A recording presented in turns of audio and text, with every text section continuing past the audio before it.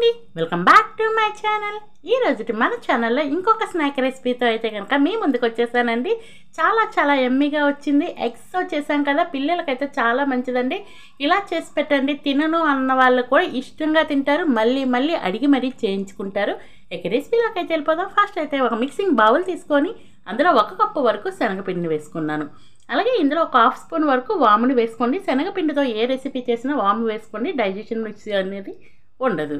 అలాగే ఇందులో ఒక 1/2 స్పూన్ వరకు కారం, ఒక 1/2 స్పూన్ వరకు సాల్ట్ను వేసుకొని, అలాగే ఇందులో అయితే ఒక పించ్ ఆఫ్ అయితే కనుక వంట సోడా వేసుకోండి. వంట సోడా వేసుకోకపోతే అంత బాగా పొంగవండి, కొంచెం అయితే కనుక వేసుకొని అన్నింటినీ బాగా కలిసేటట్టు ఫస్ట్ కలిపేసుకోండి.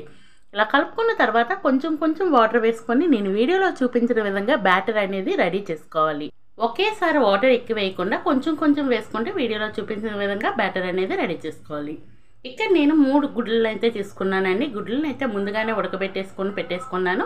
అలా ఉడకబెట్టేసి తోలు తీసేసిన గుడ్లను అయితే ఇలాగా ఒక గుడ్డుని 2 భాగాలుగా చేసుకోవాలి.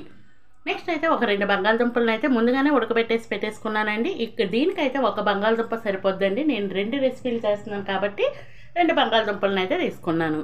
అలాగే అందులో అయితే సన్నగా తరుక్కున్న ఉల్లిపాయ ముక్కలు, సన్నగా తరుక్కున్న కొత్తిమీర, అలాగే 1 స్పూన్ వరకు చాట్ మసాలా, ఒక 1/2 స్పూన్ వరకు రెడ్ చిల్లీ పౌడర్ వేసుకోండి. అలాగే ఇందులో అయితే టేస్ట్కి తగ్గ సాల్ట్ వేసుకొని వీటినన్నింటినీ వీడియోలో చూపించిన విధంగా బాగా కలిసేటట్టు కలుపుకోండి. ఇలా కలుపుకున్న తర్వాత 1 స్పూన్ వరకు మైదాపిండిని వేసుకోండి.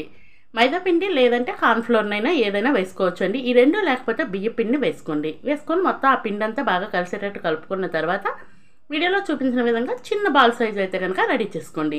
అంటే మనం తీసుకునే గుడ్లకి కరెక్ట్గా సరిపడేటట్టు తీసుకోవాలి. అలా ఒకవైపు అయితే కట్ చేస్తాం కదా, 2 గుడ్లు చేసాం కదా, ఒక్క గుడ్డుని 2 భాగాలుగా చేసుకున్నాం కదా, దీన్ని అయితే కనుక ఒక భాగం అనేది పొటాటో కర్రీతో ఫిల్ చేసేయాలి. ఇలా ఫిల్ చేసిన తర్వాత ముందుగా కలిపి పెట్టుకున్న బ్యాటర్లోనైతే కనుక దీన్ని డ్రిప్ చేసేసి, ఈ లోపే నేనైతే డీప్ ఫ్రైకి ఆయిల్ కూడా పెట్టేసుకున్నానని ఆయిల్లో వేడి ఆయిల్లో ఇలాగా వేసుకోవాలి. ఇది మీడియం హీట్లోనే మాత్రమే ఉండాలి. ఆయిల్ అనేది మీడియం ఫ్లేమ్లో పెట్టుకొని ఇలా అన్నింటినీ వేసేసి అటు ఇటు 2 వైపులా మంచిగా ఫ్రై అయ్యేటట్టు టర్న్ చేసుకుంటూ ఫ్రై చేసుకోవాలి.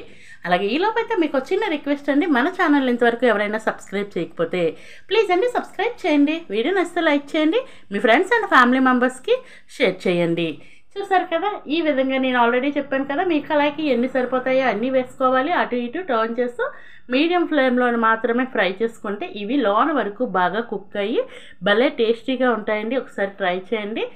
ఎప్పుడు ఎగ్ బోండా మామూలుగా ఒక్క ఎగ్తో వేస్తాం కదా, ఇలా పొటాటో కర్రీతో ఫిల్ చేసి వేయండి. చాలా టేస్టీగా ఉంటుంది. 1కి 4 తింటారండి. టేస్ట్ అయితే అంత బాగుంటుంది. ఫైనల్లీ రెసిపీ అయితే రెడీ అయిపోయింది. Ready to eat. Thank you for watching.